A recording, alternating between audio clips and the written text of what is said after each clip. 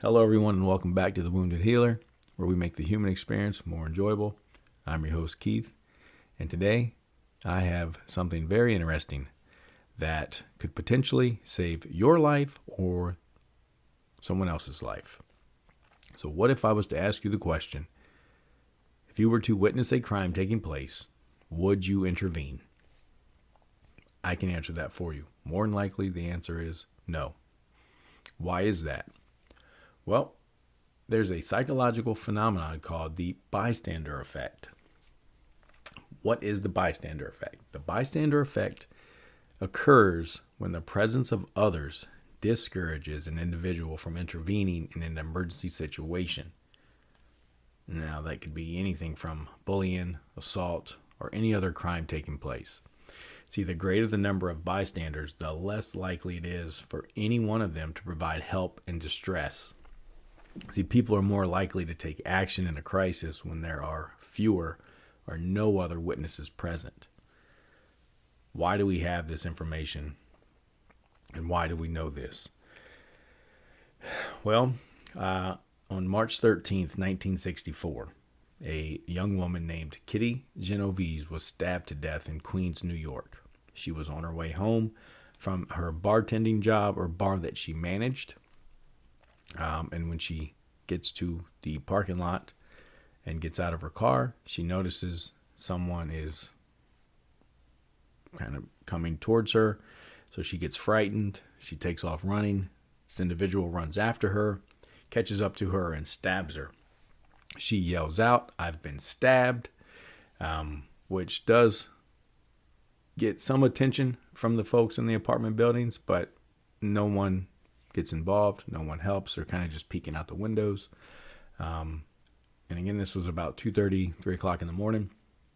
The assault takes over 30 minutes.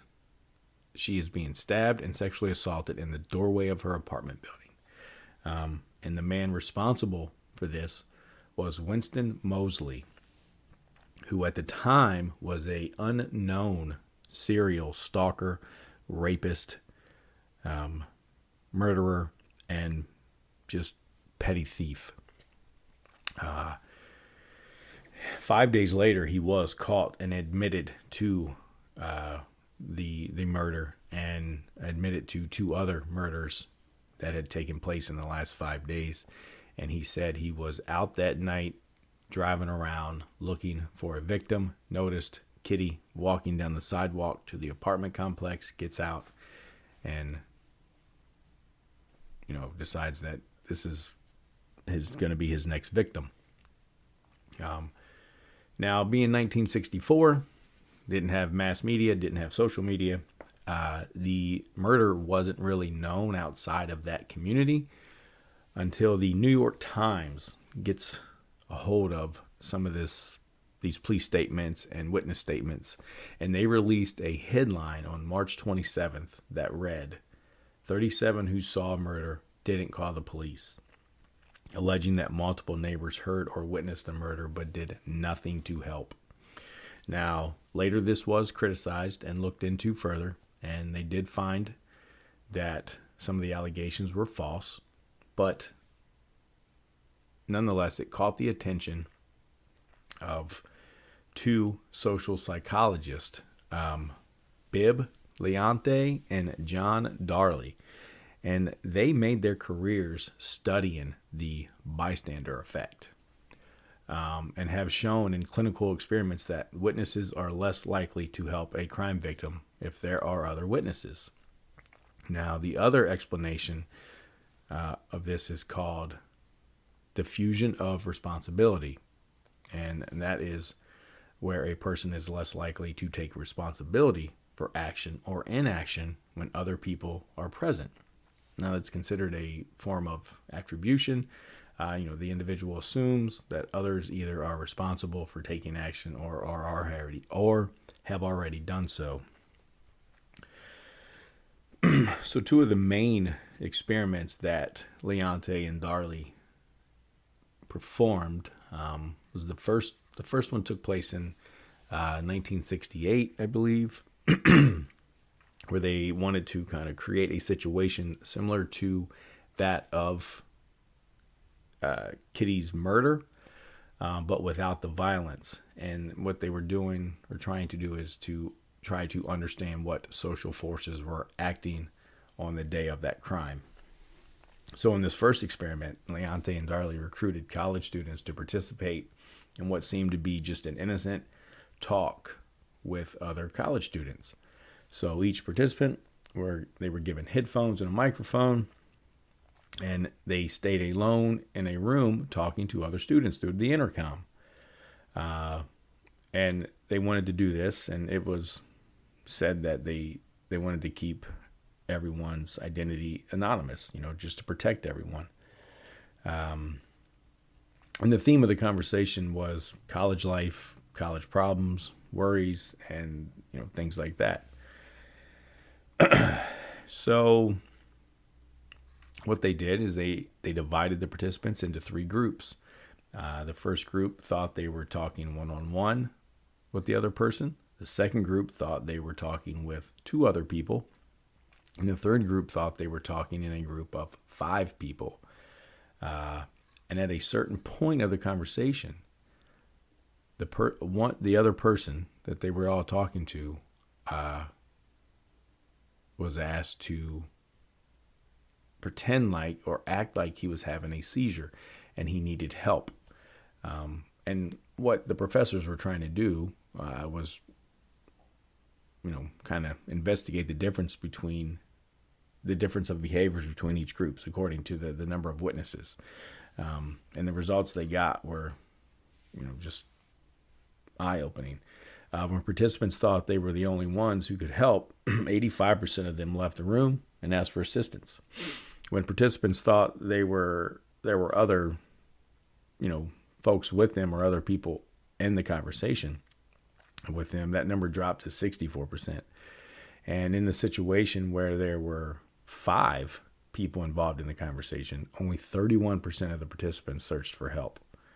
And it kind of just, verifies what was happening that early morning in that murder, where everyone in the apartment building was just assumed that someone else was going to, call the police or someone else was going to help. Now, that experiment did receive some pushback from peers, and one of the pushbacks was, well, what if the individual was at risk? Are they influenced? Because if the individual was at risk, then it should be 100% of the time they should ask for help or they should seek help. So they, being social psychologists and wanting to understand this, they investigated this also. And so this second experiment that they did was, again, they recruited some more students, and this time they were asked to just fill out a questionnaire. They divided the participants into 2 groups.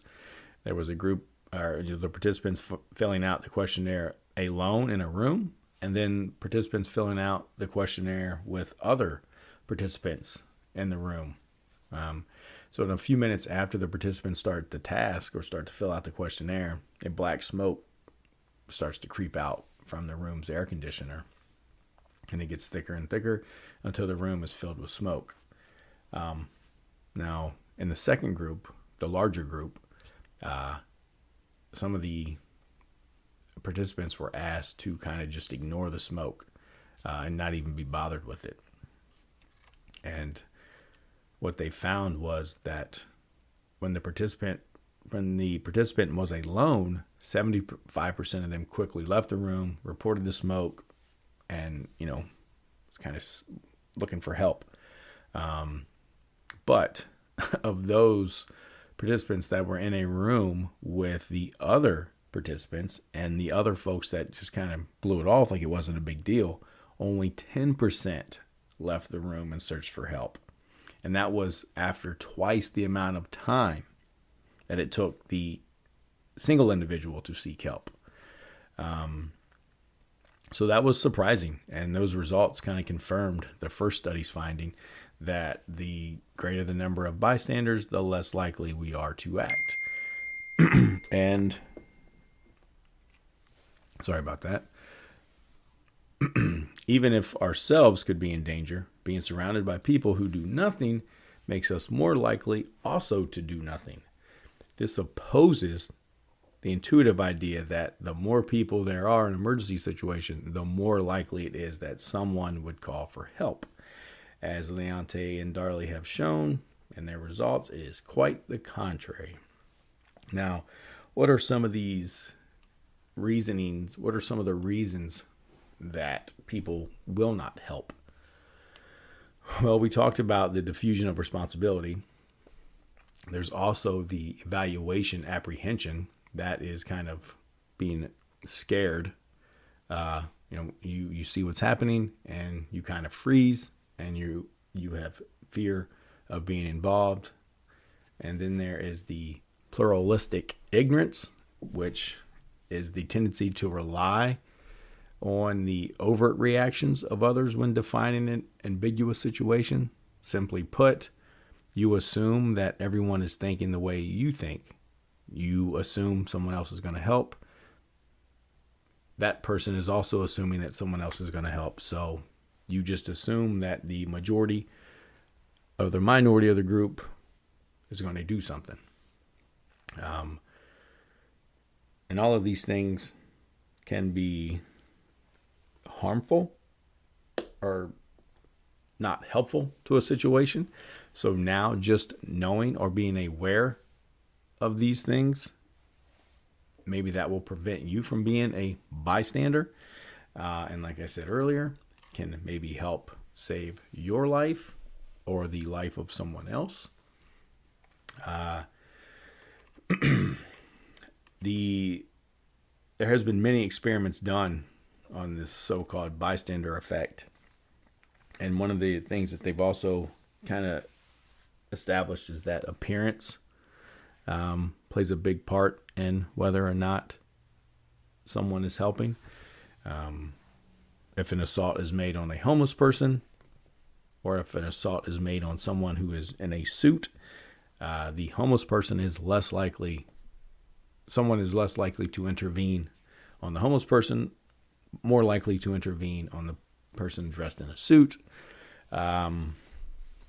If an assault is happening on a prostitute, it is less likely that people get involved. So, it's that mindset. It's that, again, that diffusion of responsibility, the evaluation apprehension, the pluralistic ignorance. All of those things are real. They play a part in what is happening and the group size. But now that we know this and we are aware of this, hopefully we do not become or continue to be just bystanders. How can we apply this to everyday life? Or how can we apply this to, say, work, a volunteer situation, or maybe home? Well, now that we have an understanding of the psyche of the person in this situation, if you are in charge of a volunteer operation and you need volunteers, don't just try to get any volunteer. Try to just get one first. Get one person to help you, others will follow. At work, you're working with large teams, get one person on that team to start participating, others will follow. At home, get one person to do something, the others will do it.